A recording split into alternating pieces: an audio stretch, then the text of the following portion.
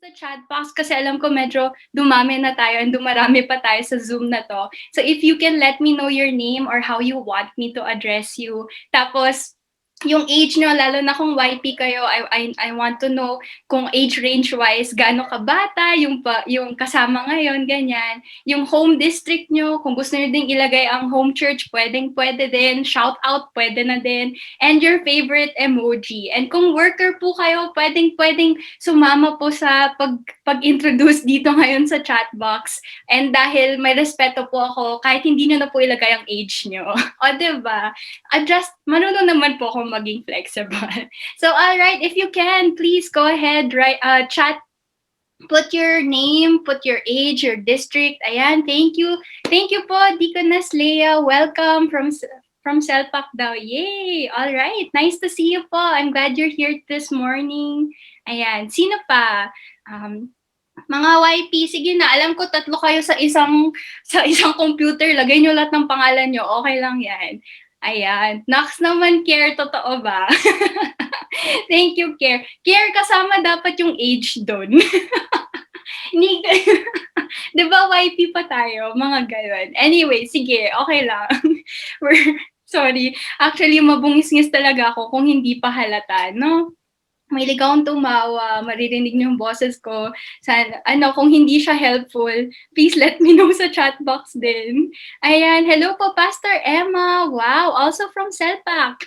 Hello, Diana. Hi, Pastor Riza. Ayan. Hi, Irish! Hi, Alea! Congratulations sa mga bagong graduates din natin or yung mga natapos sa school. Ayan, si Hannah. Uy, sino si Liwa? Joke. Okay, si Sapphire from IND. There we go. Alright, meron ng CMD, may ISD, may IND. Okay, hello Venus. Yes, proud siya. 19. Thank you for putting your age. Ayan. Okay, nandito din si Halel. Sino pa? Ayan, si G. Wow, hello DS Joel. Hindi ko kayo nakikita, pero yun. Okay, meron din IND. Hi, Edward. Yes, may NAPD na tayo. Hello, Lloyd. Naalala mo ba ako? Feeling ko ikaw to. Pastor Danny. Oh, from another annual conference as well. Nelpak. Hello po. Welcome. Rosalie, I hope I said that right. Let me know kung hindi. So 15 from IND. Matan. Oh, ang cool ng name, no? From Nepti din. Okay. Maybe a few more seconds to ask those who want to share their names and their ages and their districts. Ayan, welcome, Michelle. Welcome po, Mark. Okay, sige. So, youngest so far na nakita ko ay 19. Pero feeling ko meron pang mas bata doon. Yes naman. Hello, DS Judy. Ang hirap palang maglagay dito ng emoji, no? Kasi using your keyboard lang. Pero anyway. Ayan. Hi, Ate Mai! Okay, there we go. We have Adora, we have Jesha, I hope that's right. Let me know kung hindi. Ate, mali yung sabi mo. Ganun.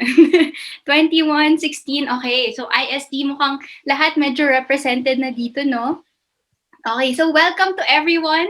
Gaya nga ng sabi ni Ate Vian, ako si Almay. Ate for some of you, just Almay for some. Ading pwede din. Ganyan. So, ano ba ang aking educational background? So just to let you know, bakit nga ba ako magsasalita tungkol sa mental health?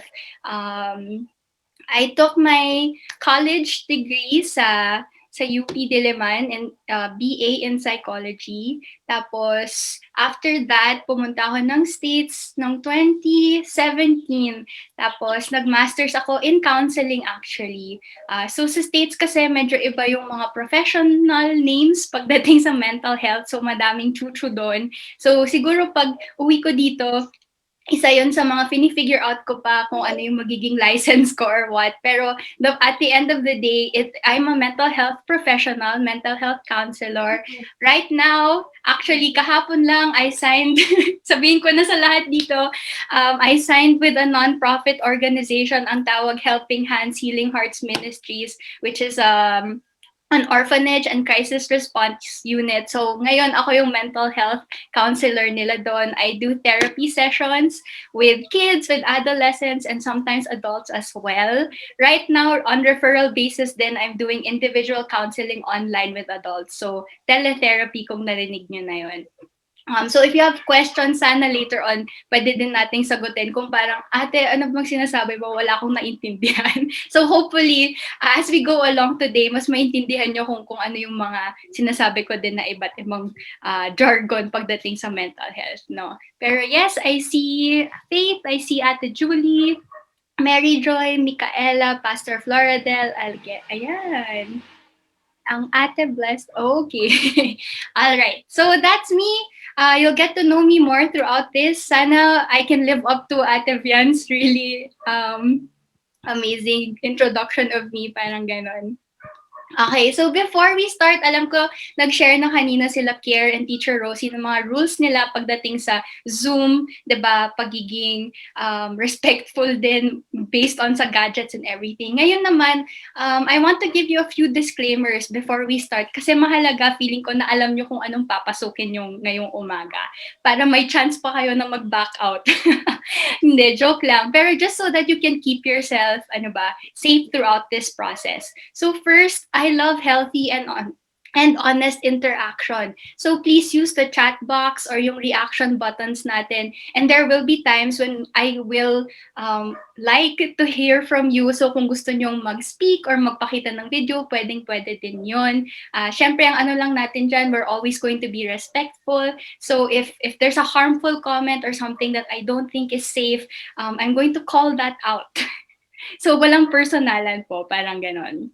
Next, you are free to take in whatever information is helpful or meaningful for you, and you don't actually have to agree with everything I say. So like I said, yung background ko medyo different, no? Nag-Manila ako, nag-States.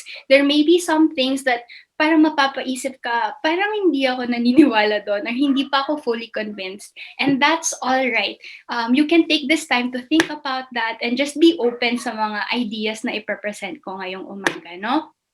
Number 3, I will give you, kahit hindi ko kilala lahat ng tao dito ngayon sa Zoom, off the bat, I'm giving you my trust, my respect, and non-judgment with all the things that will be shared this morning. So I just want you to know that as well. And last but not the least, which I think is one of actually the most important things that I want you to know, is that I will do my best to keep this conversation safe.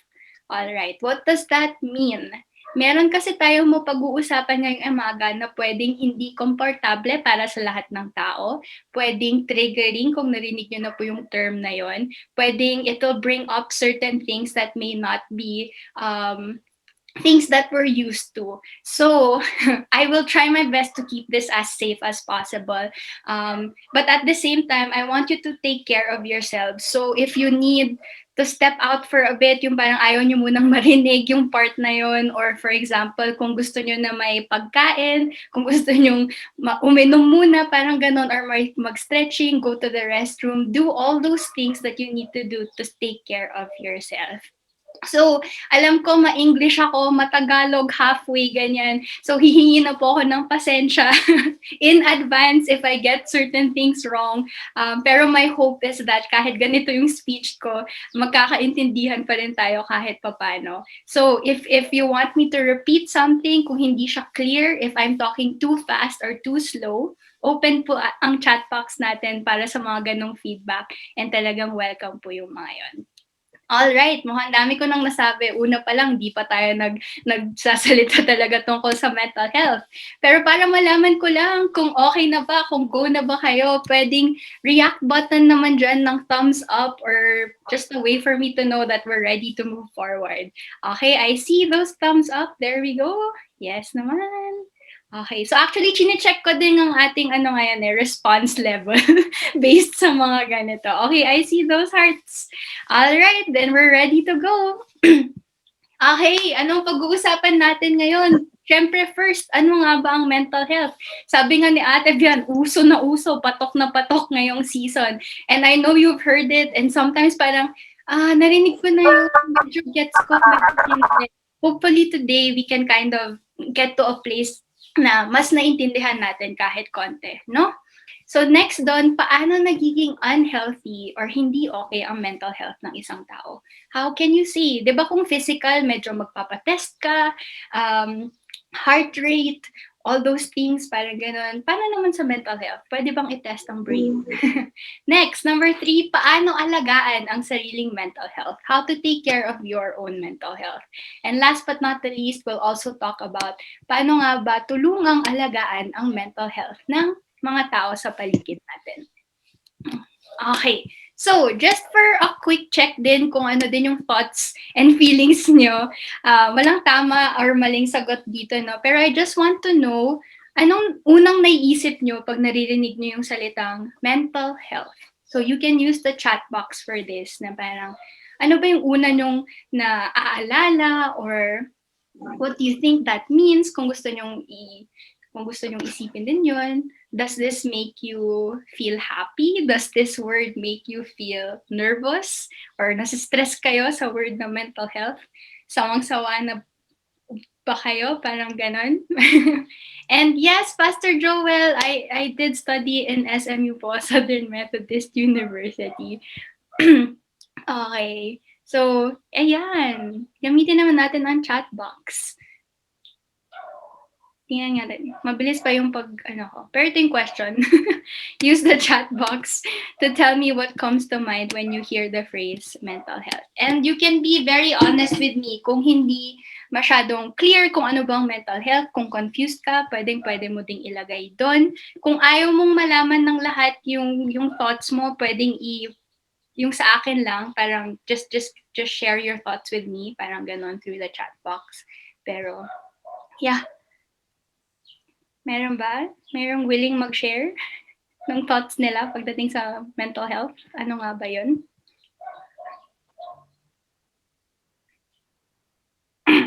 Sorry. Okay. Going once. Ayan. And welcome po to Sevilla UMC.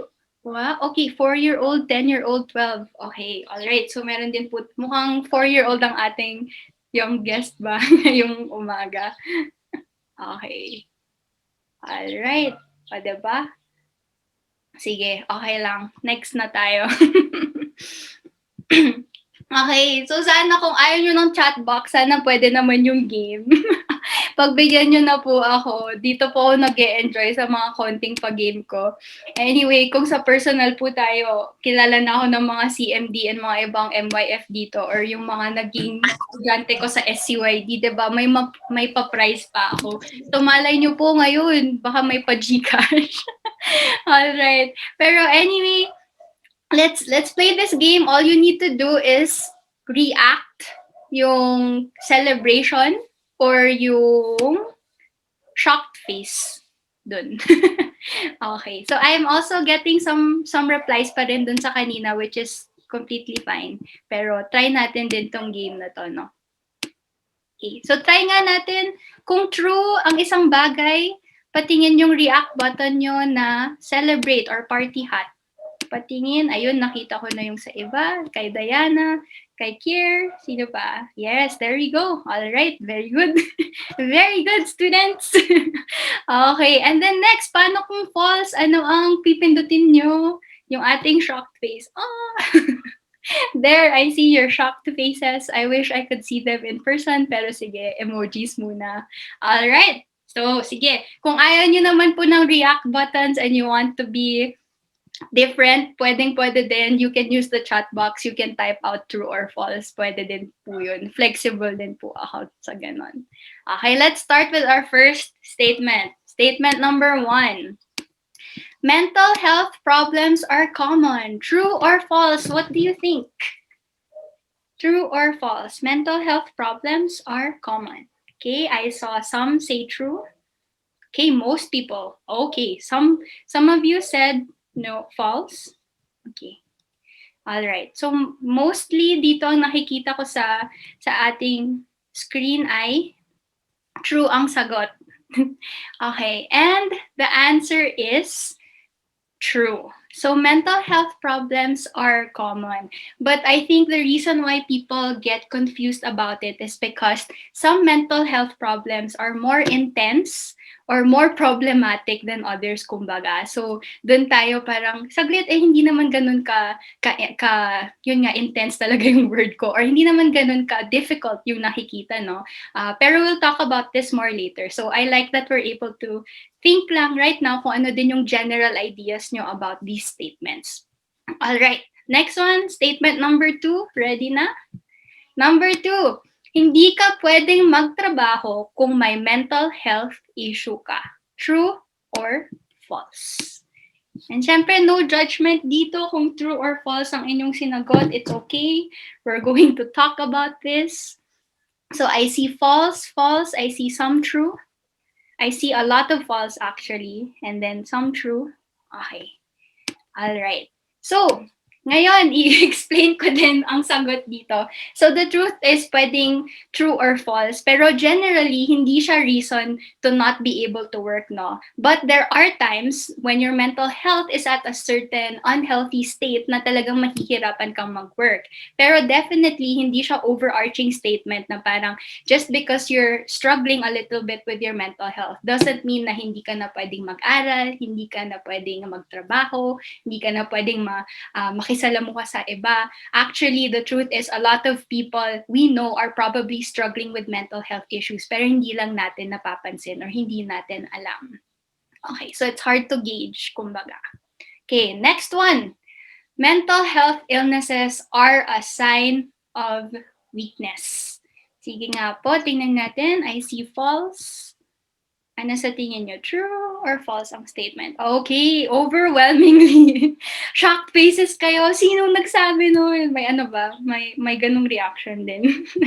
Okay, so most of you said false. And yes, you are correct. This statement is false. And this is one of the things that I will really advocate for the rest of my life. Kumbaga, ito talaga yung malapit sa heart ko na issue. And the truth is, mental health illnesses are not a sign of weaknesses. Usually, people who are undergoing mental health struggles are actually way stronger than what we think. Parang ganon. But we'll talk about that more later. Okay, next. Kahit sino pwedeng magpakonsulta sa isang mental health professional. So ano nga bang mga mental health professions? Pwedeng counselor, guidance counselor, pwedeng psychologist, pwedeng psychiatrists, all those na may ists, pwedeng life coaches. Okay, I see a lot of yay, celebration. Meron ding iba na nag-false. Okay. Sige. Ayun. And ang tamang sagot ay so the answer here is true. Of course, kahit nga wala ka pang pinagdadaanan talaga or you just kind of want to ask questions, no, it's okay, pwedeng magpa-consult talaga sa isang mental health professional. The only thing that I want to say with this siguro is parang looking for which one can provide your guidance or needs based sa kung anong gusto mong malaman, parang ganon. So we can talk about that more later then, pero something to think about before we move forward. Okay, next. Mental health problems are not permanent. Okay, tingnan natin. Mapapaisip ata yung marami sa atin dito. And that's okay. Sige, mag-isip pa kayo, true or false? Okay, so some of you true, hati. Some of you false. Okay, so a lot of true, some false. Alright. Ang dami. Meron pala sa thumbs up din. Hello! Nakita ko kayo. Ayan. Hello. Well, salamat sa interaction. Ayan. So, this is actually both true and both false. So, there are mental health issues that are temporary, yung hindi talaga pamatagalan, and syempre pwedeng makuha sa certain treatments or interventions. Meron din namang mga mental health issues na mas long-term, especially when it comes to the brain and how it's made, parang ganon. So may parts ng brain na kung talagang problematic or really not functional, dun nagiging mas long-term ang issues pagdating sa mental health. So whether you answer true or false, pwede. Okay. Next, di ko kailangang isipin ang mental health. Ano sa tingin nyo, guys? Thumbs down? No, no. Okay, false, false. All right. Okay, overwhelming response, and you are all correct. We all need to think about our mental health and the mental health of others. Totoo. And feeling ko kaya naman din kayo nandito ngayong umaga, 'di ba? Kasi alam nyo na importante talagang pag-usapan natin ang mental health. Okay. And ang alam ko, last na ba to? Check natin kung last na to. Okay, hindi pa ata. Pero kahit Christian, pwedeng mahirapan pagdating sa mental health. True or false? Okay, I see those thumbs up, those celebration. Okay, true, true, true. I see true. All right. Okay. So ito magiging stricto ako pagdating sa opinion ko or belief ko na yes, this is true. Kahit Christian, kahit pastor, kahit diakonesa, kahit matanda, kahit bata, anyone is susceptible to struggling with mental health issues. It doesn't matter who you are or what you do in life. We're just all vulnerable to struggling sometimes when it comes to our mental health. Okay, so I'm glad na we're starting off on that note. Okay, so ngayon, simulan natin, di ba? Nag-start ako true or false agad, may pa-game pa. Pero ano nga ba ang mental health, no? So some of you answered this question earlier, tas nagsabi kayo ng emotional and psychological well-being or having a state of healthy mind. Tas yung iba din nagsabi na parang yung ibang tao hindi pa masyadong sure kung ano nga ba ang mental health. So I will try to make this as simple as possible. Mental health is basically yung thoughts mo, yung feelings mo, yung behaviors ng isang tao. So, all the things that kind of help you cope with life. So, for example, pag stressful ang school, paano mo gagamitin ang thoughts, ang feelings, and behaviors mo para mag-cope dun sa stress ng school or sa stress ng responsibility sa buhay, di ba? For example, sabi ng nanay mo, maglinis ka ng kwarto mo. Stress na stress ka, ayaw mo talaga. Pwedeng isipin mo, kaya ko to, gagawin ko to. Pwedeng ang feeling mo motivated, parang ganon. And so your behavior is you clean your room kasi nga ganon yung thought and feeling mo. So at the end of the day, parang ang mental health, we're just looking at ano yung mga iniisip mo, ano yung feelings mo around certain events sa buhay mo, and paano yun na-translate or paano yun nakikita sa mga gawa mo or ginagawa mo sa buhay. Parang ganon. Okay. So, ngayon naman, tingnan natin paano nagiging unhealthy or hindi okay ang mental health ng isang tao. So, I'm going to explain this. And yung iba sa inyo, baka narinig nyo na itong explanation na to. So, pagbigyan nyo na lang ako na paulit-ulit to. Pero I really think that it's the best way to explain this. Alright. So, first, magbibigay ako ng isang stressful, di ba, and challenging na statement. Sabi dito, hindi pa tapos ang COVID pandemic. So para sa inyo, on a scale of 1 to 10, 1 being not so stressful and 10 being the most stressful, para sa inyo, gaano ka-stressful tong statement na to na hindi pa tapos ang COVID pandemic. So pwede nyong gamitin ang chat box para ilagay yung parang ate or adding 1, 2, 3. Para sa akin, hindi ganun ka-stressful, ganun. Pero yung iba sa atin, 10. And if you don't want others to know kung ano yung number na yon, then you can just chat it to me directly. Pwede din yun. Okay, so I see some answers. Some are 5, some are 8. Okay, meron din nag-direct message sa akin ng matataas na numbers, 9, 8, 5, 5, 6. Alright, sino pa po? Sige, I'll give you a few more moments to decide kung gaano nga ba ka-stressful. Hindi pa tapos ang pandemic. More than 1 year na tayo. Sorry, excuse me, na ganito. Okay, so I see 9s, 8s, 10s, 8s. Alright, some of you 4. Okay. Hi, Tita Wawi. I know you have questions. We'll try to, maybe we'll try to talk about that po later. Pero welcome. Thank you for coming today. Some of you, grabe, hindi pa kasama dun. 10 times 10, kumbaga. higher than my scale. All right. So some of you are very stressed by this statement. Okay. I see 8s. Okay.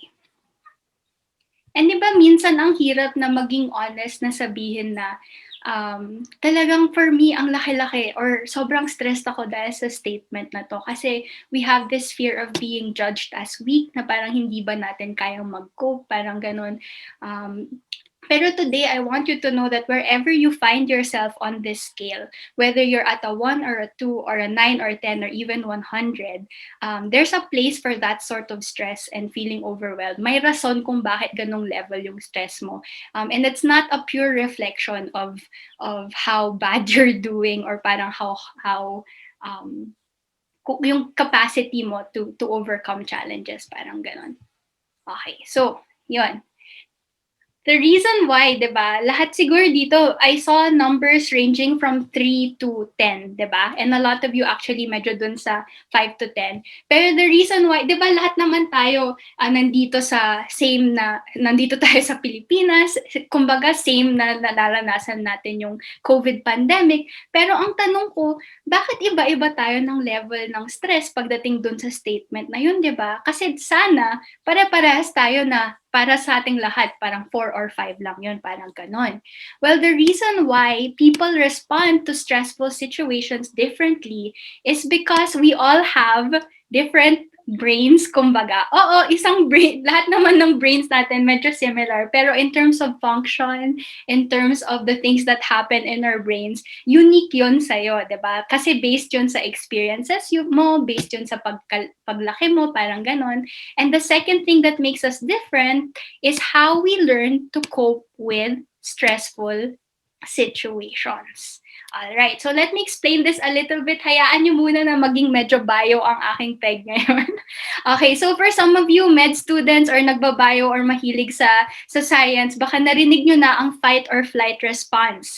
So anytime na meron na stressful event na parang for example, gugulatin ka or something, meron kang choice agad. It's either you're going to fight, you're going to flight, or you're going to freeze. Anong ibig sabihin nito? Automatic yun sa katawan kasi ganun siya ginawa ng gut, diba? So when there's something scary, parang mapapaisip ka ng 1 second lang or even less, aawayin ko ba to? Aalis ako or magse-stay in place, parang ganon. So to explain this further, meron akong isang situation. For example, uy, may ipis, ano ang gagawin nyo? Sige nga, kung meron kayong special na gagawin, pwede nyong i-chat yun sa chat box. Pero ano yung mga ginagawa nyo pag may nakita kayong ipis?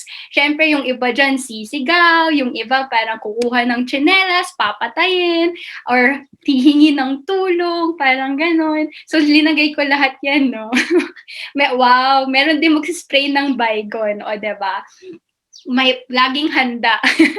So papatayin agad yung ipis, parang gano'n. Yung iba naman, meron talagang chinela skills and hanga po ako sa mga gano'n. Pwedeng pumunta po kayo sa bahay namin. Joke. Pero yes, we all respond to this situation in different ways, diba? So gaya ng sabi ko, pwedeng may sumigaw, pwedeng ano. At the same time, makikita nyo dun yung fight or flight or freeze response. Na yung mga fighters natin, ayan, mga chinela skills ang peg, no? And yung Baygon. Pero meron din naman tayo, like me, na avoiders or flighters na, okay, ayoko dito, alis na ako, hahanap ako ng tulong, parang gano'n. And meron din naman siguro sa atin na frozen, parang shucks, kakausapin ko ba tong ipis na to? Alis na lang siya, mind read, parang gano'n. So, ang point ko lang dito, at the end of the day, pwedeng marami tayong responses, di ba? And it ranges from healthy to unhealthy. Kasi, for example, yung sisigaw, medyo healthy pa yun kasi wala ka naman sigurong na aapakan or walang nakaharm dahil sa ano mo na yun. Pero for example, paano yung mga nahihimatay pag nakakita ng ipis? Paano yung nagtatantrum na parang hindi lang sigaw pero may physical na reaction pagdating dito, 'di ba? Or yung iba naman traumatic, yung talagang hindi nila kayang makakita ng ipis and talagang may physical na reaction pag nakakita sila ng ipis. So yung mga ganun, medyo unhealthy because first of all, parang unsafe yun for them. Syempre, kung mahimatay ka, edi unsafe, you can't keep yourself safe in that situation, di ba? Or yung nagtatantrums ka, pwedeng masaktan mo ang sarili mo or ang ibang tao. And yung traumatic, syempre mahirap yun kasi kung i-avoid mo ang ipis, paano ka mabubuhay dito sa Pilipinas, di ba? So kaya, yung range of responses natin, the way we respond to stressful events can come in this spectrum or a range from being healthy to unhealthy. Okay? So, ang point ko lang dito is there is a difference between feeling anxious, for example, and having an anxiety disorder. Kasi kung babalikan natin yung ano ko kanina, pwedeng nandito ka sa super unhealthy. So, dun yung tinatawag natin na anxiety disorder. Tapos, pwede namang anxious ka lang, alam mo yun, worried ka. Normal naman na maging stress sa mga ganong bagay. Medyo pwedeng nandito ka sa gitna or towards sa mas healthy na side. Okay? So mental health illnesses in general happen when people are responding to their situation in very unhealthy ways. So nakikita natin to sa mga tao na parang the way that they're acting, the way that they're feeling, and the way that they're thinking is not helping them cope with whatever stressful situation is going on. Parang ganon. All right. So, general overview lang na pag pinag-iisipan natin ang mental health. And you can check your own mental health or isipin nyo ang mental health ng mga tao sa paligid nyo ngayon, yung mga kasama nyo. Pero better na sa inyo muna magsimula, no? Let's think about kamusta nga ba talaga ang mental health.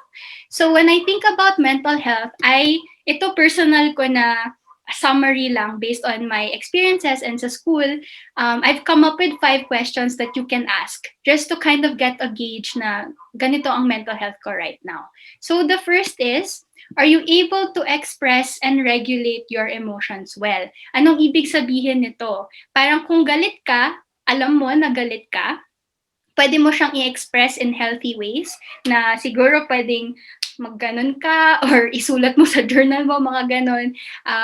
Right? Pati yung sadness, disappointment, guilt, shame, yung mga ganitong bagay, nakakapag-express ka ba? At the same time, bumababa ba yung intensity ng mga emotions na yon and you find yourself parang, okay, balik ulit sa balance, parang ganon. So this does not mean no emotions. So if you are actually experiencing yung tinatawag natin na numbness or yung nagpapamanhid, matamaan dyan. Pero hindi yun, kumbaga healthy na response kasi ibig sabihin meron kang hindi ina-address or meron kang tinatago kumbaga na emotions kasi siguro it's too hard, it's too difficult to handle, parang ganun, and hindi ka pa ready. Okay. Number 2, are you able to cope with the demands of your school, your job, and your other roles and responsibilities? So dito, diba, makikita mo ang actions ng tao. Kamusta ba siya sa school? Nakakapag-submit pa ba on time? Kamusta yung, kumbaga, gusto pa ba niyang pumasok? Pumapasok pa ba siya ng work? Nagagawa pa ba niya yung mga chores sa bahay? Yung mga ganitong bagay, kasama din sa mental health kasi ito yung behaviors na part, no? So we're looking at nakakaya pa ba niyang gampanan yung mga roles and responsibilities niya sa buhay. Ganun. Number 3, are you able to take care of yourself physically? So nung ibig sabihin nito, kumakain ka pa ba ng maayos? Not too much or not too little? Naliligo ka pa ba regularly? Bumabangon ka pa ba sa bed or nahihirapan ka na parang kung pwedeng doon ka na lang, kung pwedeng matulog ka na lang buong araw, parang ganon. Ano pa? Syempre, yung extreme na side nito or yung nakikita natin or naririnig, for example, is yung mga tao na may suicidal thoughts or suicidal intent. So ito yung mga experiences ng mga tao na sana hindi na lang sila magising the next day or to the point na they want to die, parang ganon. Through other ways, pwedeng, so yung mga ganong bagay, alright? Or pwede din yung tinatawag natin na self-harming. So hindi ko alam kung narinig nyo na to, pero for example, cutting or banging heads on walls. Any way that you're kind of harming yourself, parang ganon. Alam mo naman na hindi yun helpful, pero ginagawa mo pa rin. Drinking more than you're supposed to or is okay, parang ganon. And doing unhealthy other behaviors like taking drugs, mga ganong bagay. Lahat yun kasama dito sa are you taking care of yourself physically? Okay. And like I said, sabi ko nga nung una, di ba, we may be talking about difficult things today. So if anything I say today is triggering, please take the time to take care of yourself. And you can message me later on if you need more support. Okay. Number 4, are you able to build and maintain healthy relationships? So ito, kamusta ka na ba pagdating sa pakikitungo mo sa ibang tao? Nasa point ka na ba na ayaw mo nang magparamdam, 'di ba? Gusto mo na lang, ikaw na lang muna, medyo takot ka na makihalubilo sa iba, even through text or messaging or call, mga ganon. Marami na ba sa friends mo parang nagtataka, ano nang nangyayari sa'yo? Hindi ka naman na nagpaparamdam, mga ganon.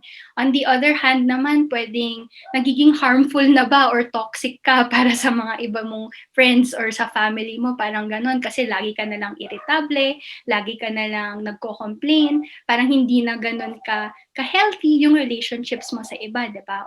Or meron din yung sana hindi kayo masyadong matamaan. Yung alam niyo yung sobrang clingy na friend na parang hindi ka lang mag-respond sa isang message, ano na agad, parang overreactive na or something. That's because there's something going on with their mental health, right? May something na hindi na-address, may something na kailangan pa sanang i-process or ma-acknowledge, parang gano'n.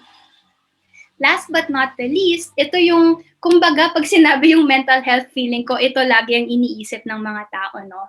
It's the fact that are you able to think rationally and realistically? So what does that mean? Kumbaga, yung pag-iisip mo tungkol sa experiences mo, tungkol sa mundo, parang okay pa ba? Parang nakaka-relate pa bang ibang tao sa perceptions mo pagdating sa buhay, parang ganon. And ito yung nagiging part ng stigma kasi most people, especially before this pandemic, pag sinabi mong mental health, ang iniisip lang niya yung mga tao na may mga tinatawag na psychosis or yung mga may delusions, hallucinations, yung parang hindi reality yung nakikita nila. Nakakarinig sila ng boses sa utak nila, nakakakita sila ng bagay na wala doon, yung mga ganong bagay, and nalilabel sila as, malamang narinig nyo na to, baliw, 'di ba? But we're moving past that because as you can see, ang daming parts na kasama ng mental health. Hindi lang yung kumbaga rational pa ba and realistic yung pag-iisip ng isang tao. Kasama dun yung emotions nila, kasama yung yung pakikitungo sa ibang tao, kasama yung pag-aalaga sa sarili, tsaka kasama yung kamusta ka ba or yung performance mo sa work, sa school, sa bahay, sa pagiging anak, sa pagiging ate, nanay, church worker, lahat to kasama sa ating tinatawag na mental health. So for example, yung question kanina ni Tita Wawi na how does it differ with well-being and mental health?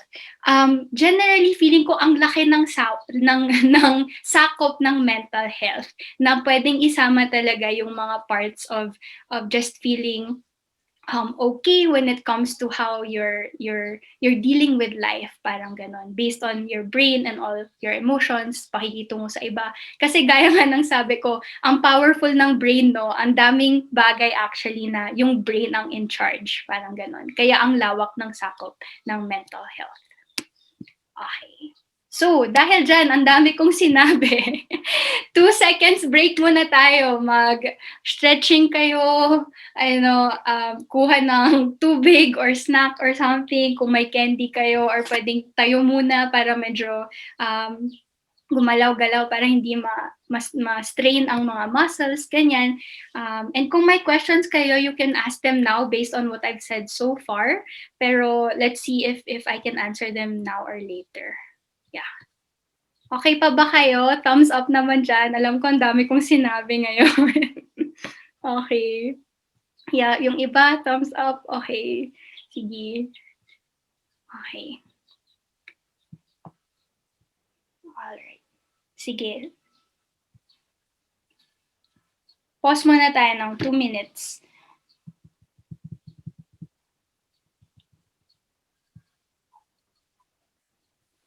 Okay, so if you're ready, then we're going to go to the next section na.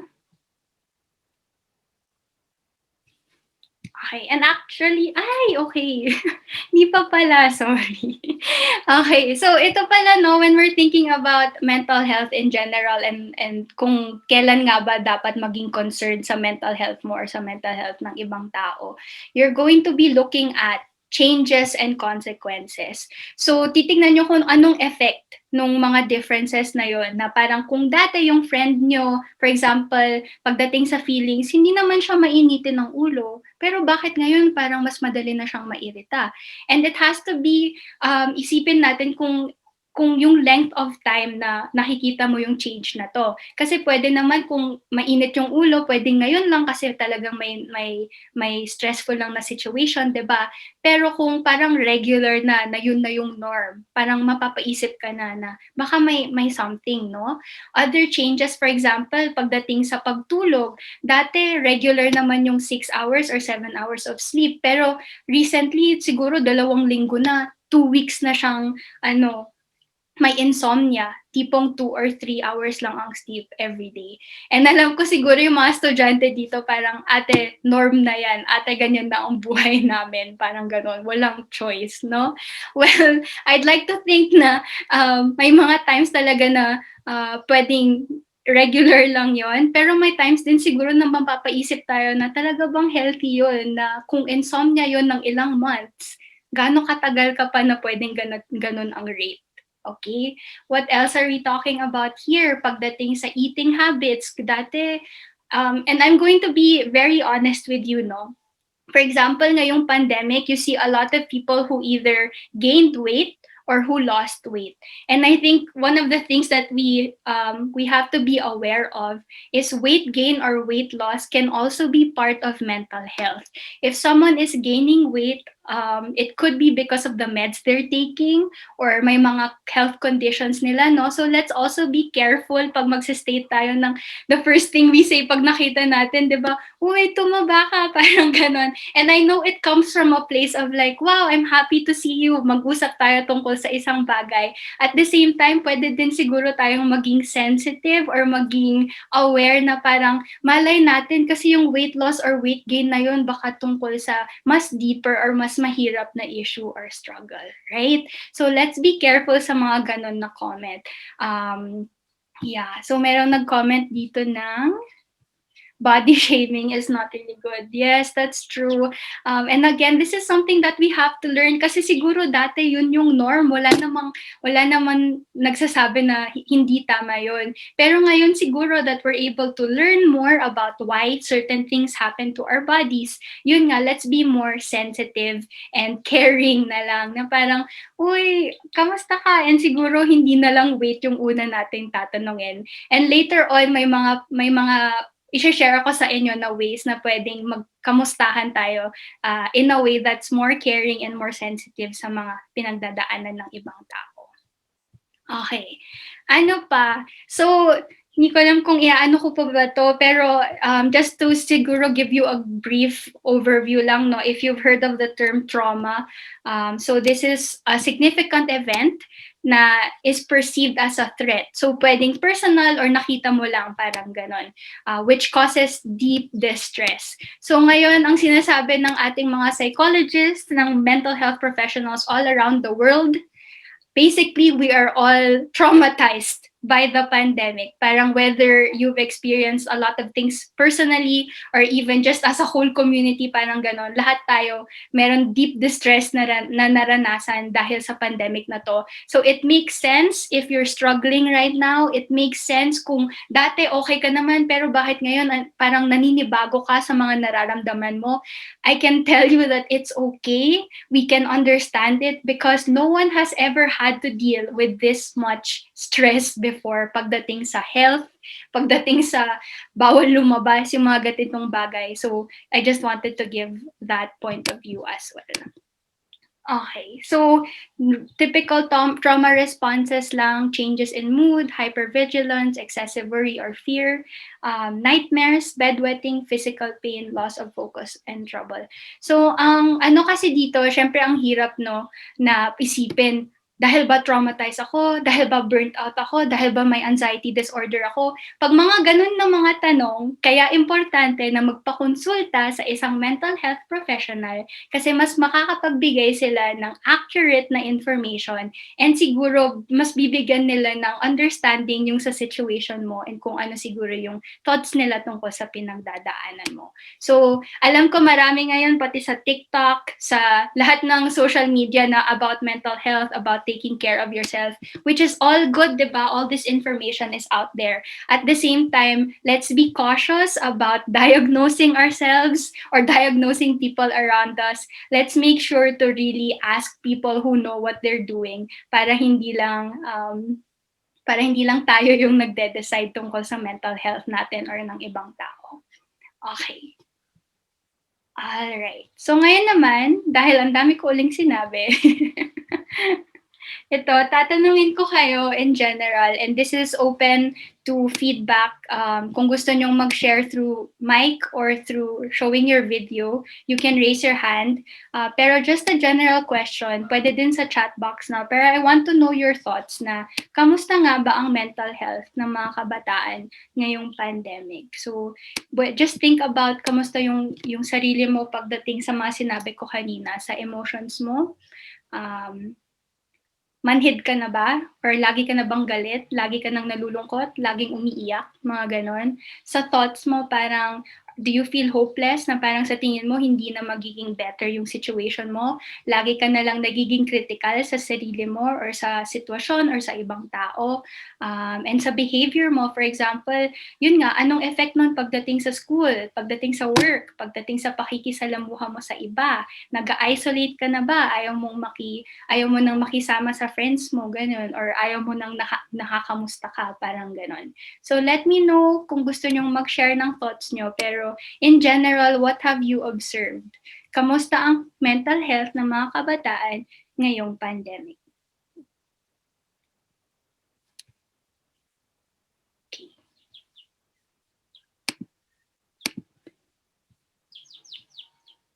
Ngayon ba, natatakot ba kayo mag-share ngayon? Actually, gets ko din naman yun kasi this is a very sensitive topic and syempre, hindi mo kilala lahat ng nandito sa webinar. So, I understand if it's something that's hard to talk about kasi baka i-judge yung comment mo. Pero my promise nga to you is I will make this as safe as possible. So, if you do share something, we're going to really treat that with non-judgment, with respect, with trust, ganyan. So, go ahead lang. Okay. So, may nagsabi sa akin dito na concerned parent, for example, na ang mga kabataan or baka napansin nila na laging nagkukulong sa kwarto. Naka-relate ba kayo do'n? Yung gusto niyo do'n na lang kayo lagi, ayaw niyong lumabas? Yeah. So, isa nga yun sa mga puwedeng concerning kasi ang daming tanong na, bakit nga ba gano'n? May pinagdadaanan ba? Normal pa ba yun? Kasi may part naman sa teenager talaga na ayaw mo talagang makisalamuha sa ibang tao. Pero paano din natin malaman na, wait lang, parang hindi na yun gano'n ka-healthy. Or bilang parents or bilang friends, parang gusto din talaga nating maintindihan kung may maitutulong ba tayo, parang gano'n. Okay, so isa yun sa mga napapansin natin, no? Yung nagkukulong sa kwarto. Madaling mainis. Yeah, okay. Ano pa po yung napapansin nyo? Okay. What if sometimes manhid ka and sometimes overwhelming yung emotions mo? Oh, marami bang nakarelate doon? Feeling ko ang daming nakarelate doon. Yung minsan parang wala namang pake or sobrang wala akong nafe-feel ngayon. Pero other days nga, overwhelming naman na tipong iiyak ka ng bongga, ilang oras, pagod na pagod ka na, parang gano'n, naiinis.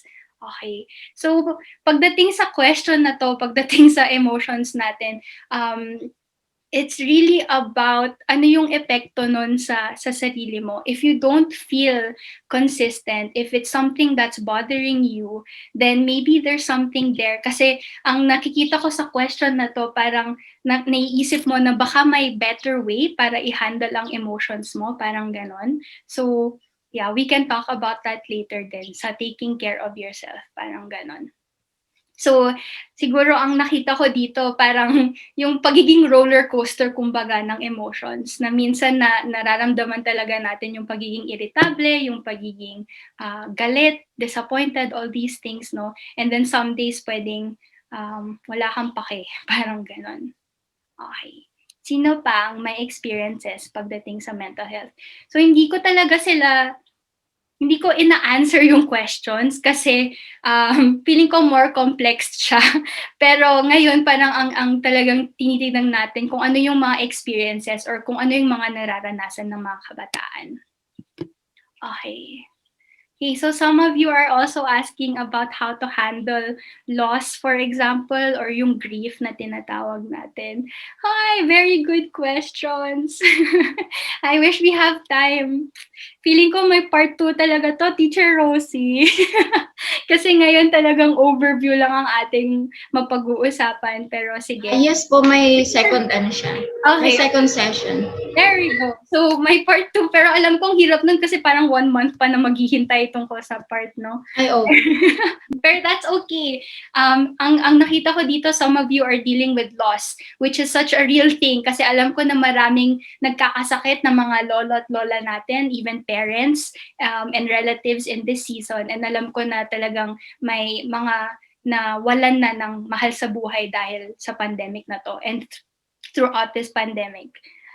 So some of you said, may isa na nag-share na pagod, stressed, anxious, being online was an escape pero ngayon gusto mo na lang mag-escape away from the internet and devices. Oh, thank you so much for sharing that, no? Na dati nung before pandemic parang nag-e-enjoy ka sa pagiging online kasi nandun lahat ng friends mo, lahat ng games and all the things. Pero ngayon lahat na everything is online. Shucks, saan ka na pupunta? Ano na yung pag-cope mo? Parang gano'n. Okay, thank you for sharing that. Meron pa po ba mga ibang experiences ngayon ang mga kabataan lalo na pagdating sa mental health?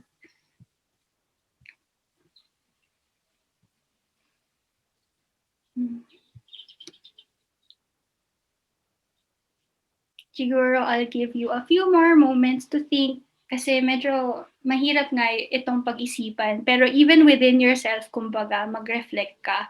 Ano yung difference ng buhay or pag-cope mo or pagdating sa feelings mo, sa thoughts mo, sa behaviors mo, parang ganun. What's changed because of this pandemic?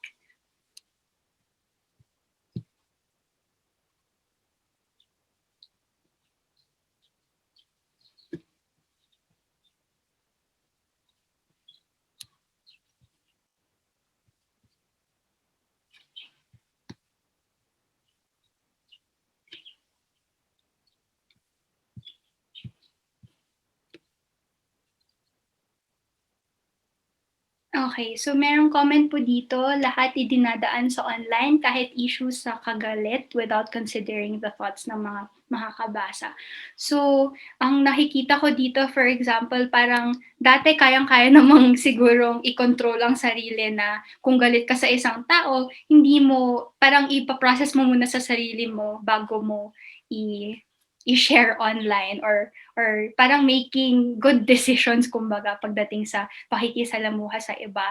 So that's true, no, na minsan dahil nga sobrang burnt out, stressed, and all these, ang nangyayari po kasi talaga nag-over ang part ng brain na considered, kumbaga, pagdating sa mga emotions, parang nagte-take over na siya. And pag nangyayari yon, nahihirapan na itong frontal part, ito kasing frontal part dito yung pagiging mahinahon, yung iniisip mo muna yung consequences bago gumawa ng isang bagay. Siyempre, pag nag-overtake na yung emotions mo, talagang mahihirapan na tong part na to na take back the control. So, totoo yon, part yon ng mental health issue is not being able to use this part of your brain, which is the one that thinks, the one that allows you to regulate your emotions, to stop yourself from doing unhealthy behaviors, parang ganon. So, kasama nga yun sa mga issues when it comes to mental health. Okay, I have another question here. Paano labanan ang negative thoughts? Yeah, good questions.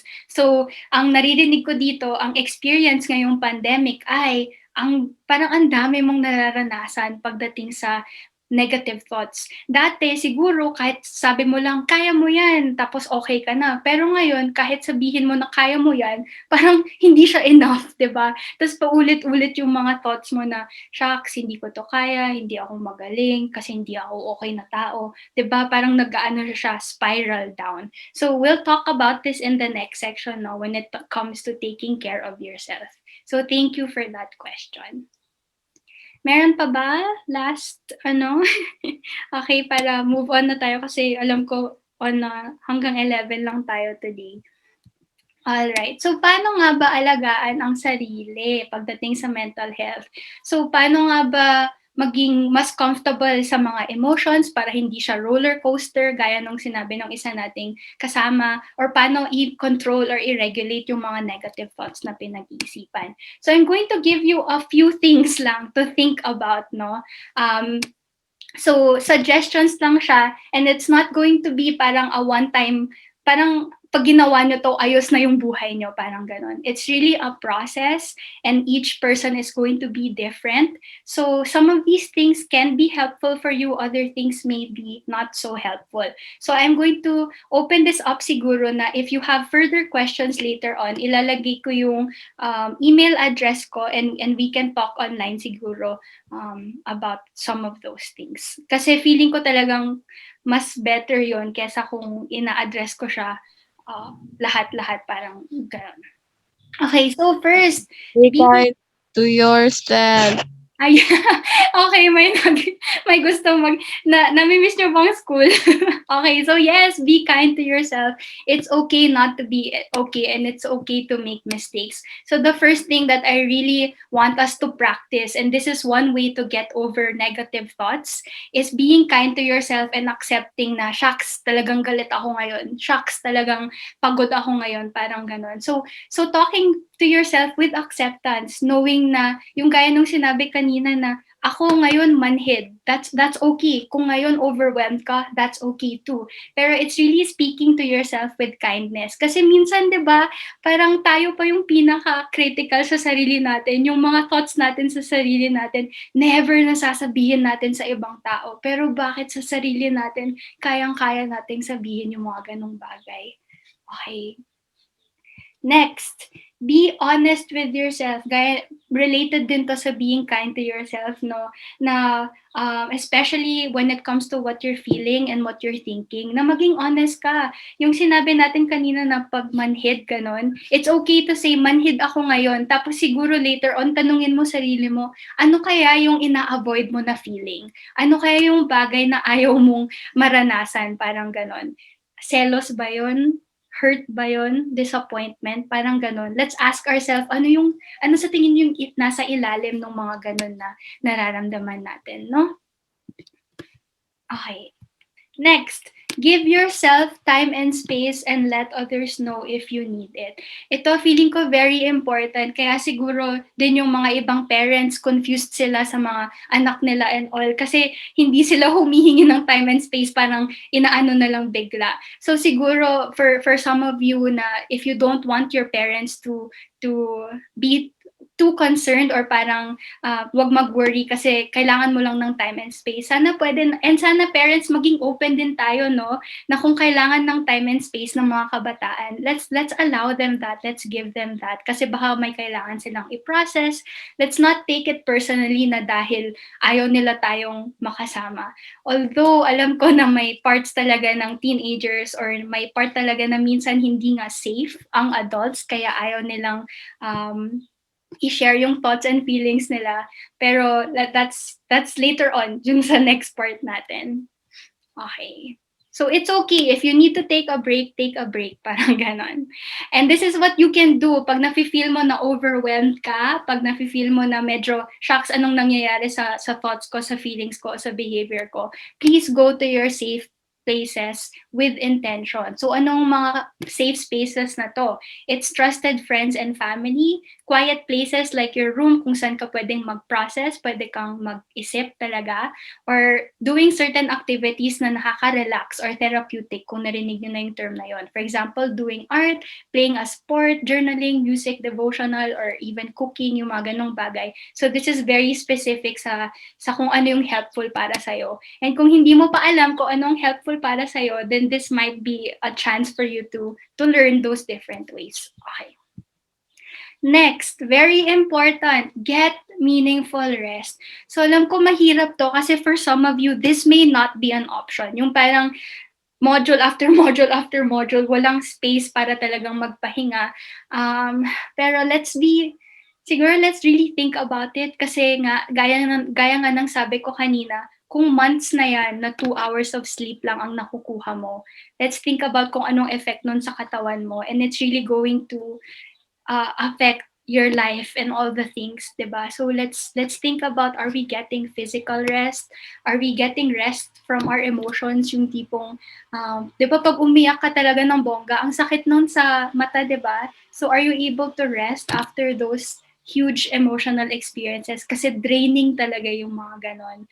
And siguro mentally rest as well na for example, pag nasa school ka, 5 hours na sa online, meron ka din bang time para medyo i-allow ang brain na mag-rest from all the things you've been thinking, diba? So there are different types of rest. Minsan kasi iniisip ng tao, basta nakatulog ka na, okay ka na. But the truth is, meron din tayong, kaya sabi ko, emotional rest. Na parang when it comes to our emotional experiences, sana makahanap din tayo ng pahinga pagdating sa mga ganong bagay. And that comes with being able to express our emotions, being able to share them with people that we trust, and processing them in certain ways. Okay. So ngayon naman, so alam ko super general lang yun. Pero let's also think about paano din naman tulungan or alagaan ang mental health ng ibang tao, no? Okay. Sorry, binibilisan ko na ng konti. So ito, feeling ko pinaka-important. Ako, ito talaga ang magiging pinaka-mahalaga sa akin pagdating sa taking care of others. It's really to create meaningful and safe relationships. So what does that mean? Yung tipong, may emotional safety, may physical safety, parang ganon. Pag nag-share yung tao sa inyo, hindi nyo siya ginajudge, hindi nyo siya binibigyan ng advice right away. May love and care and support, and nararamdaman talaga yun ng tao, parang ganon. So dun talaga tayo mag-start. Yung you're willing to take the time to get to know the person, to get to know what they're going through, parang ganon. And an openness na kahit hindi ka sang-ayon sa nangyayari, parang yung first approach mo is, I want to know how this person is doing. Okay. So I want you to know na hindi mo kailangang ayusin ang buhay ng friend mo para maging helpful sa mental health.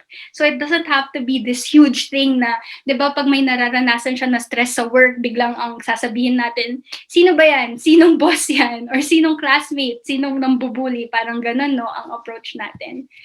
Sometimes, these are the things that we can do. So first is you create safety or trust. Pwede mong sabihin, kung ano yung sasabihin mo, sa atin lang, parang ganon. Pero kung sa tingin mo, safety na ang issue, for example, may self-harm, may suicidal thoughts, may ibang tao na nasasaktan, you can ask them, kailangan nating sabihin to, friend, meron ba tayong naiisip na adult or ate, kuya, pastor na pwede talaga nating puntahan. So this is why I think workers are so important. And I know that you're all going through your own struggles as well, no? Pero the youth really need people, ates and kuyas in their life who are really willing to become trusted spaces, safe spaces for these types of things. And I think one way that we can do that is to develop trust na parang pag sinabi mo, talagang gagawin mo, ganon.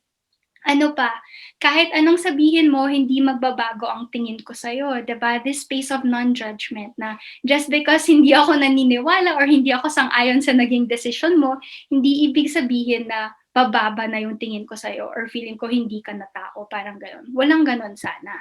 And last but not the least, which I think is the most important din, is puwede nating sabihin, ita-try ko ang best ko na intindihin ang side mo. So, this pandemic, if it's one thing, people just want to be heard. People just want to be able to say, nahihirapan ako ngayon. Malungkot ako, galit ako, mas malungkot ako na ito. Like, sana we're willing to hear those statements, 'di ba? And willing to say, sige, kaya ko yun, pwede mong sabihin sa akin kung ano talaga yung side mo. Parang ganon. Okay. Next, which is related to that last part, no? Let's respond with empathy or yung sinasabi natin na kahit nga hindi mo pa na-experience yung na-experience nila, we're still able to say na ang hirap naman nun, halatang malungkot ka sa nangyayari, di ko din alam kung anong gagawin kung ako ang nasa sitwasyon mo, parang ganon. Let's let people know na we don't have all the answers kasi the truth is parang totoo naman yun. Ako nga mismo, isa yun sa mga concerns ko na pag may clients ako na pupunta sa akin, talagang I don't claim to know that I know exactly how to fix them. And that's not the reason why I have counseling or I have sessions with them. It's really just a place for us to think about and know kamusta na ba talaga tong tao na to. Parang ganun. Okay. Next, being able to identify needs. So bago tayong mag-respond sa mga sinasabi ng mga kabataan or mga friends natin, isipin natin, ano kaya yung kailangan ng friend ko kaya niya nasasabi yung bagay na to sa akin? Kasi for example, pwede yung friend natin nag-share nung inis niya tungkol sa parents niya or sa family niya, parang ganyan. Tapos ang sasabihin natin agad, uy friend, hindi pwedeng ganyan, nanay mo yun, tatay mo yun, kapatid mo yan, boss mo yan, ganyan. Hindi pwedeng ganyan agad ang sabihin natin. Kasi feeling natin, ang need niya is advice or guidance or something. Pero baka ang need lang ng friend mo at that moment is just someone to hear them. Just someone who's willing to say, shucks, ang hirap nga, di ba? So let's identify kung ano yung needs behind ng mga sinasabi ng mga friends and family members natin. So pwede nating sabihin, parang kailangan mo ata ng time. Pwede din ito, no, when you see your friends struggling, kailangan mo ba ng time muna mag-isa? Parang hindi ba muna ako? Parang ganon. Pag ready ka na at gusto mong mag-usap, nandito lang ako. Parang ganon.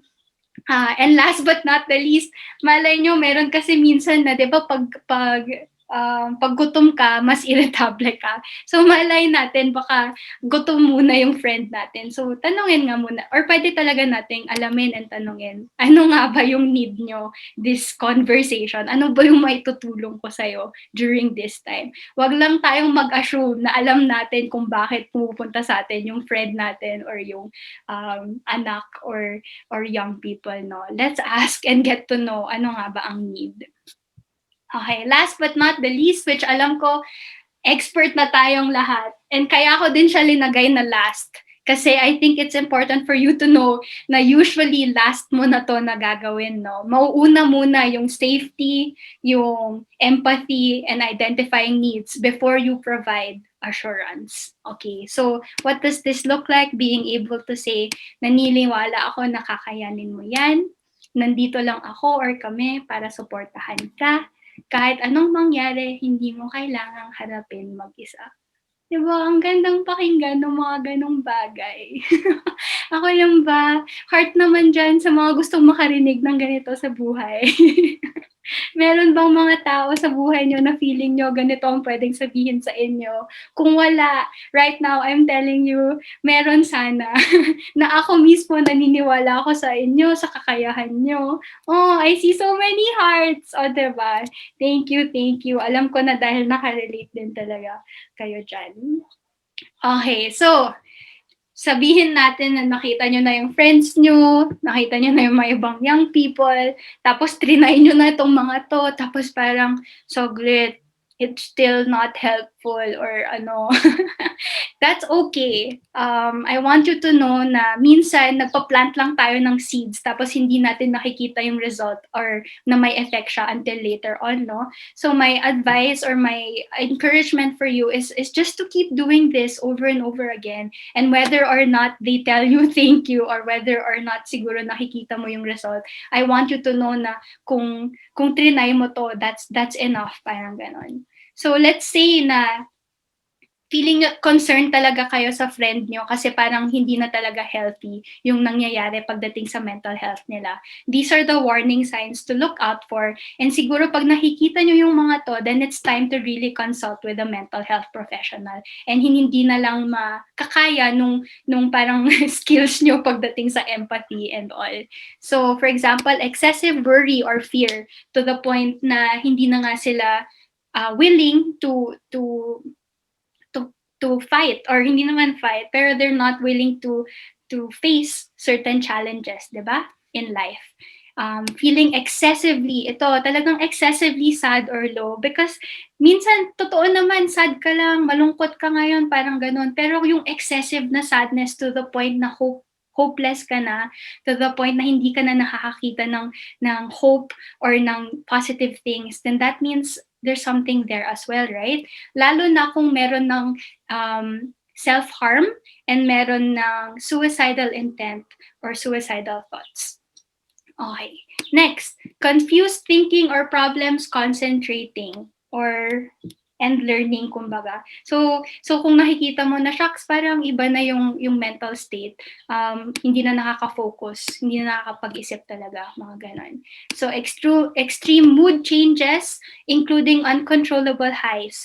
So ito yung sinasabi natin na, di ba, minsan okay din naman yung happy ka one day, sad ka the other day, ganito, ganyan. Pero kung talagang extreme, na sobrang happy ka ilang days, kung ano nung ginagawa mo, parang kang naka-high, kaya euphoria ang tawag doon. Tapos biglang magdidip ka into depression. Yung mga ganun, warning na yon. Ano pa? Prolonged or strong feelings of irritability or anger. So ito yung sinasabi ko kanina na yung intensity kumbaga ng emotions pagdating sa pagiging irritable or galit. Kung nagwawala na ba yung tao or nagiging aggressive na, di ba? These are very concerning things. So, isa pa dyan, yung avoiding friends and social activities. So, it's one thing to avoid one gathering siguro, pero kung consistent na yun, na hindi na talaga siya nagpapakita or nagpaparamdam, I think we need to be concerned about that. Tapos, difficulty understanding or relating to other people. So, pwedeng mental health concern din yun na parang siguro hindi nila naiintindihan yung certain social cues. Bakit galit tong tao na to? Bakit ganito? Parang walang awareness, no? Okay. So, ano pa? Changes in sleeping patterns and feeling tired and low energy. And siguro ang dami sa inyo actually meron na to. So this is actually just my way of saying, let's check in with ourselves and our friends kasi baka meron na ngang warning signs ng ganito and maybe we do need more help than we think. Ano pa? Changes in eating habits such as increased hunger or lack of appetite. Difficulty perceiving reality, gaya ng sabi ko kanina, baka meron ng delusions or hallucinations, ganun. Overuse of substances like alcohol or drugs. So alam ko na yung mga teenagers or even in the Christian faith, baka secret tong mga to. Pero even when it comes to things like binge watching, for example, mga addictions pagdating hindi lang sa mga bad things like alcohol or drugs or even too much of something, di ba? So let's think about those as well.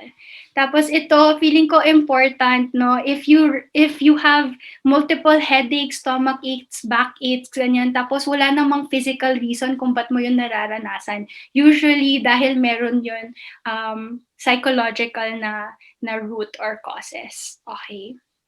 So of course, for example, for me, isa talaga sa mga effects ng when I feel really anxious is yung acidity ko sa tiyan, talagang nag-act up siya. So alam ko na pag ganun, ibig sabihin, shucks, may nararamdaman ulit ako, anxious ulit ako sa isang bagay, parang ganun.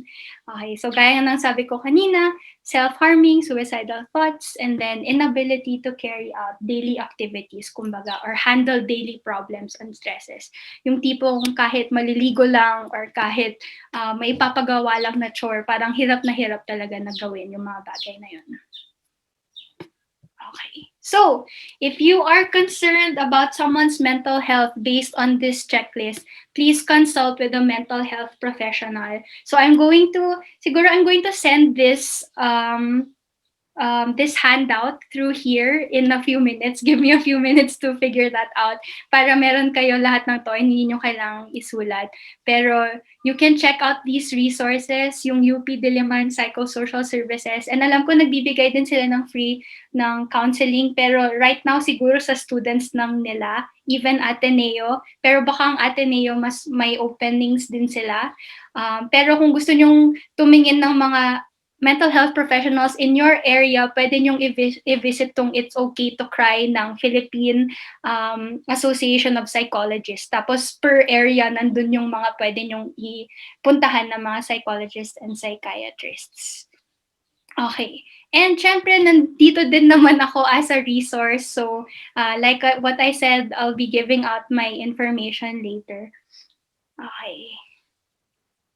Okay, so ito, you can also check out sa Instagram these different things to kind of parang self-help tong mga to actually. So kung wala naman kayo sa super unhealthy na mga na responses, baka makatulong din tong mga to kasi they give you practical ways, lalo na itong si Dr. Caroline Leaf and Millennial Therapist and My Easy Therapy. They really give you step by step when it comes to your negative thoughts and feelings and kung paano i-handle yung mga yon.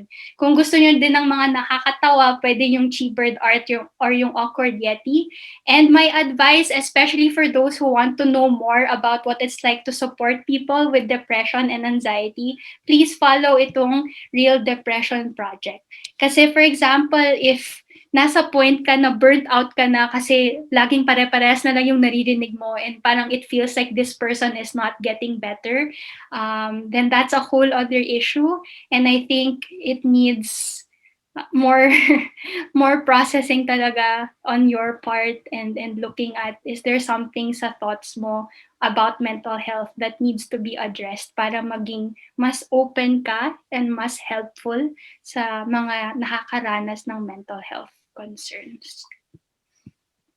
Okay, so kasi meron nagtanong sa akin, for example, is there really an instance ng mga taong ayaw umalis sa sitwasyon? Or hindi lang talaga nila i-overcome ang problema nila. So this is a real issue, no? Minsan kasi talagang maririnig mo yun na talaga bang may mental health concern ka or talagang nag-iinarte ka lang? I'm sorry, pero narinig ko na yun a few times and it breaks my heart. Nagiging emotional ako.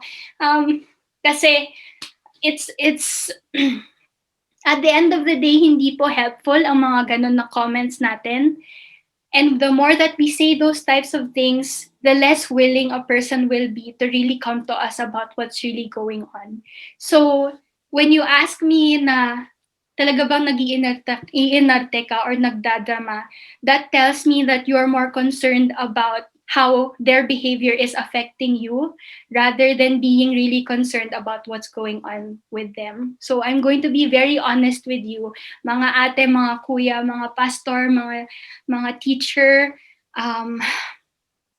Let's talk more po about how we can really be helpful, we can really be understanding, how we can expand our empathy when it comes to understanding kung saan ba nanggagaling itong mga concerns na to. Kasi at the end of the day, hindi mo na po maibabalik. Pag may nawalang buhay, pag merong kabataan na nag-decide to do other things that are not helpful, kumbaga. So I really want us to err on the side of let's be empathic, let's be understanding, and let's be supportive. Kasi tayo po yung mas nakakatanda, tayo po yung mas in a space sana na umintindi po sa mga ganito. Kasi alam niyo naman po, ganun din po kayo nung teenager po, diba? Na may mga times din po talaga nahihirapan po kayo sa emotions nyo and all. And siguro ngayon, it's a bit different. And I'm not saying that your experiences were harder or that you're better at overcoming. It's just different today po. So it's just allowing this difference to be something that you see rather than something that we don't want to address. Parang ganun. So, yun ang aking, sorry, biglang naging ano ako doon ng konti, no?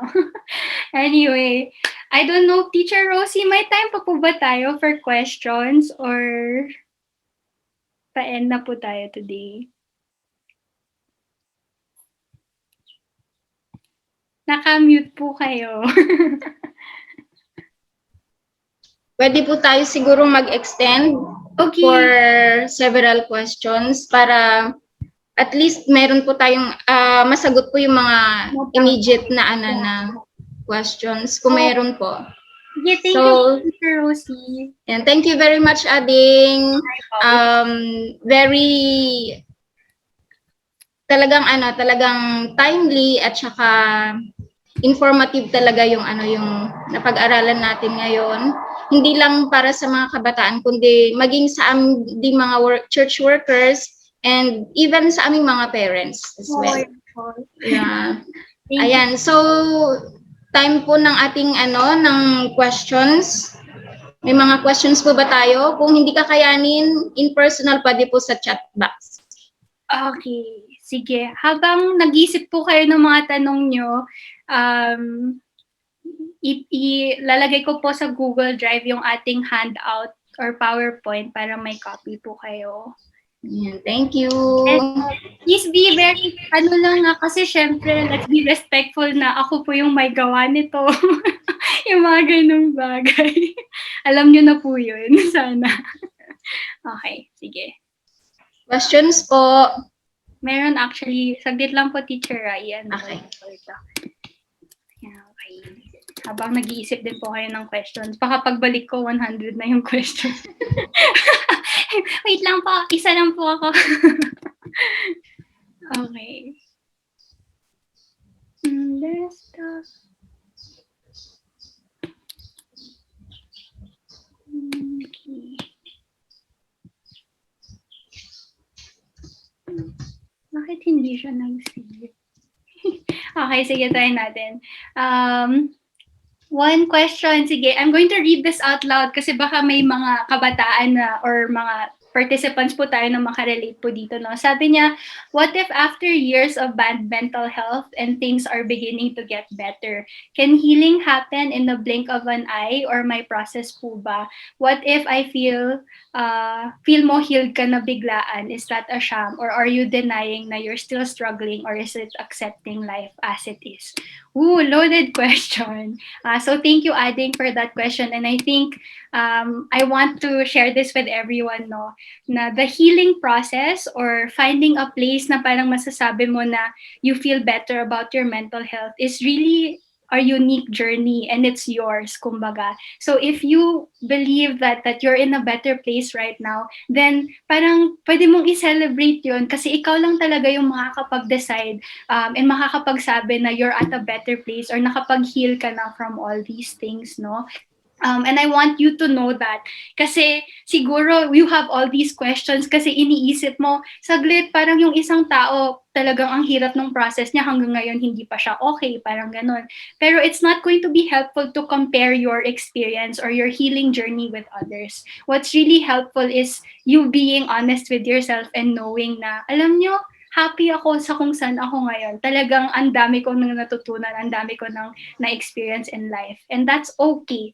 And if you find yourself later on kind of going back down that path na, shucks, nagsa-struggle uli ako, parang ganon, that's okay as well. And I believe na kahit bumaba ka man ulit sa journey na yon, because you've been through it before, you're going to be able to overcome it again, parang ganon. So I hope that was helpful a little bit. Sana na-answer ko ng okay. Pero yes, any more questions po?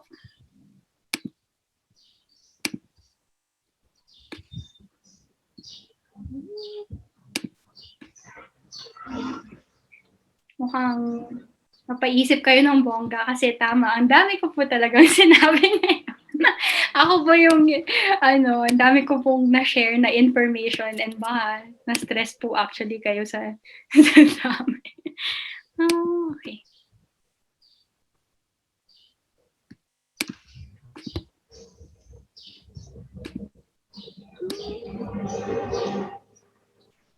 Meron pa po ba?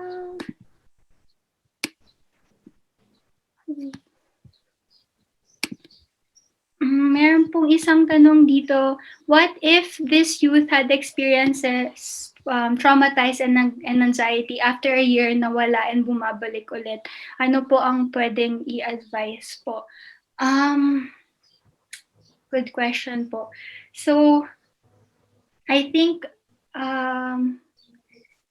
if you're able to talk with this person po, personally, parang pwede nyo, kung alam nyo po na parang pwede siyang mag-share po sa inyo na kung ano yung nararamdaman din po niya, kung talaga bang bumabalik sa tingin niya. And then maybe really looking for advice from a mental health professional. Kasi syempre, ngayon po, I'm concerned, for example, yung ginamit nyo na word po na trauma and yung anxiety, kung ano po yung level ng mga yon. And ano po yung itsura niya na bumabalik, parang ganon. So getting advice po talaga from a mental health professional, because gaya po ng sabi ko kanina, no, yung nagsabi kanina na paano kung sa tingin mo ngayon okay ka naman. And that's true. There are times in our lives na feeling talaga natin mag-move forward na tayo, pero maybe later down the road pwedeng ma-trigger or pwedeng mag-resurface yung mga ganon dahil nahihirapan ulit or may mga certain environmental experiences na nare-remind ang katawan na parang, uy, kala mo naka-get over ka na, hindi pa pala, parang ganon. So, it's really asking siguro help from professionals lalo na in that aspect po. Kasi depende sa trauma and sa kung anong level of anxiety. And kung ano din po yung effect ngayon. Kung naapektuhan na po yung mga bagay na I mentioned earlier, kumbaga sa warning signs. Okay. From a psychological point of view, Pastor Beng Beng, talagang gusto mo akong ipahirapan ngayon, no? Joke lang, DS pala. Ano ang role ng prayer? Prayer pala, sorry, in dealing with mental health issues. Great question, Pastor. Okay, let me think about how I'm going to handle this question. Okay, first of all, I'm very prayer works, prayer helps. Let's not stop praying about people and their experiences and their mental health. The thing that I'm going to say about prayer, though, is in our attempt to be, parang minsan kasi ang gusto natin after that prayer, okay na agad. Parang gano'n. Or hindi natin nakita. And this is the same for physical illnesses too, di ba? Na parang nagpe-pray tayo na sana mahilang mga tao. Similar din po yun pagdating sa mental health.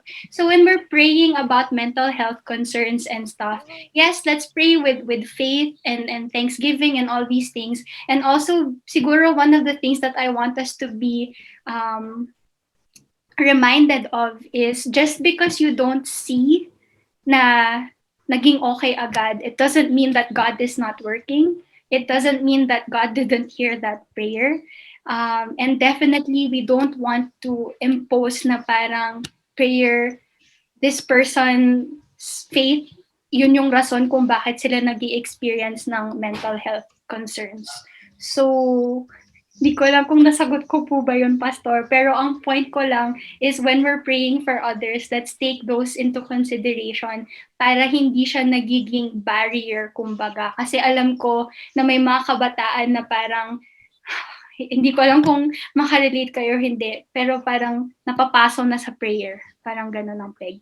And it's not because our prayers are not working. It's not because they don't believe in God anymore. Pero nasa place lang talaga sila na siguro there are other ways to help them know na God is there, that we believe that they're going to be better. Parang gano'n. So yun po yung sagot ko doon. Okay. For you po, ano ang best coping mechanism to cope with negativity and stress? For me, are you asking about me? Baka matagal po tayo. Pero yung approach ko po talaga is about,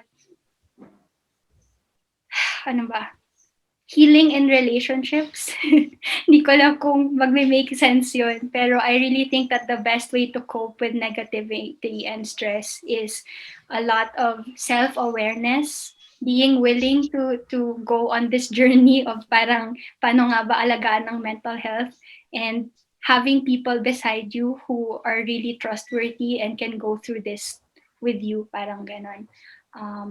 So, yun lang sa akin. And I can talk about that another day kasi medyo complex pa yun. Pero, yun po. What is the safest way or word to say kung may mga kabataan or taong nais magpa-counsel? I want to understand your question better. Baka pwede pong i-rephrase po ito. Ang ibig sabihin niyo po ba parang paano niyo po sabihin sa kabataan na magpa-counsel siya? Parang ganon. Or, yeah, medyo confused po ako doon, Miss or Mr. Heiki Tenorio, baka pwede pong i-rephrase. Safest word to say to person na nangangailangan. Okay. Kaya po nang sinabi ko kanina, no, na if you're really concerned about someone's mental health, being able to say, look, mag-start po kayo sa, na you want to hear their side, you want to be a safe space for them, and you want to talk about kung ano po yung mga napapansin nyo sa behavior nila. Kasi yung mga ganon, hindi nila pwedeng, I guess, i-discount or what. Parang, ding napapansin ko, medyo hindi ka na masyadong kumakain, or dati, di ba, lagi kang sumasama, pero ngayon, ayaw mo na. And then siguro giving them the choice, yung wala pong pilitan na magaganap. Like you can say, meron kasi akong pinanood na webinar tungkol sa mental health, tapos concerned lang ako, nandito lang ako kung may kailangan ka, and binigay itong mga resources na to. If you want to seek help, nandito ako, pwede kitang suportahan at tulungan at samahan na para humingi ng tulong. Parang ganun po. Okay, so especially for those na in denial din, so related din po, no, so to asking for help, ganyan. Kasi at the end of the day po, if a person is not willing or doesn't see that anything is wrong, then there's really little we can do about that. So ang suggestion ko or encouragement ko po dito ay, if you continue to present na that's an option, if you continue to show up as someone who's really just concerned, and you want to be a trusted person in that person's life, then that's the best that you can do talaga. Kasi at the end of the day, talagang sila ang kailangan na mag-decide, or kailangan na makita din po nila na baka hindi na helpful, parang ganun. And I know it's hard, lalo na kung nakikita nyo talaga yung harm na nangyayari or yung consequences ng unhealthy mental state na yun. Pero like sinabi po ni Pastor kanina, really as Christians, I do believe that we really need to be praying for our young people and people experiencing mental health concerns. And because these are things that we can't control, let's really allow God to give us these opportunities na parang ito na yung chance, parang ganon, na makapag-minister sa ibang tao, even just praying in secret, kumbaga, and waiting for that chance. Okay, what are indicators for youth to consult psychological attention, even if they are active in the ministry of the church? I'm going to be siguro general na lang po sa statement ko, Pastor Jong, no? Kung nakita nyo po any of the warning signs that I said earlier, you can really consult. And again, I said mental health professionals in general. So pwedeng life coaches, pwedeng counselors like me, or hindi kailangan agad-agad na to a psychologist or to a psychiatrist. So even siguro our educators, kumbaga, if they have experience just knowing about mental health issues, or we can just ask, no, in coming and going, kumbaga, in casual, kung ano po yung mga concerns, parang ganon. Kasi I really think it's it's parang per case basis po talaga siya. So, warning signs lang po yung naisabi ko kanina, tapos depende din po talaga sa mga marami pang bagay. Kaya important na, yeah. And some people, I want to share no, na kahit hindi sila magpakita sa isang psychologist or something, they're able to cope with life circumstances. Minsan kailangan lang talaga nila ng safe space, kaya nga nang sabi ko kanina. So, unahin po natin yung safe spaces na yun, making our relationship safer, making our conversation safer. And hopefully, kung talagang hindi mag-progress or hindi magbago outside of that, then maybe that's when we can really consult with mental health professionals. Parang